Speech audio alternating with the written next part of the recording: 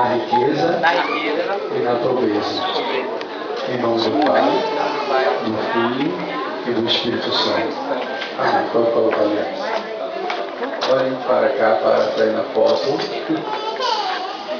Segura um pouco para tirar a foto. Olha pra mim, tá?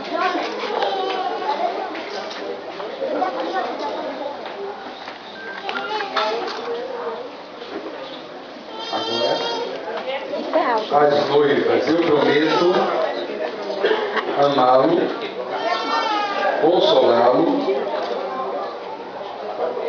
conservá-lo, tanto na saúde como na eternidade, na riqueza e na pobreza. Em nome do Pai, do Filho e do Espírito Santo. Pode colocar a aliança.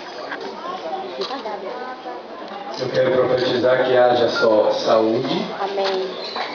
E haja só prosperidade. Amém. Para vocês. Amém. E para os futuros Amém. filhos. Amém. Amém? Amém. Eu peço os convidados que fiquem de pé.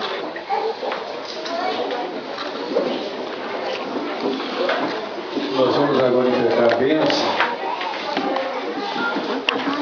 E eu creio que se vocês estão aqui é porque vocês amam os dois casais, que vocês desejam o melhor para eles. Nós vamos impetrar a bênção. A Bíblia diz que 2 concordados na terra será concordado no céu. Então vamos profetizar. Eu vou estar orando e você vai profetizar aqui. Prosperidade, paz, gozo, amor, compreensão, comunhão. Que inicie os filhos na presença do Senhor. Que os filhos venham ser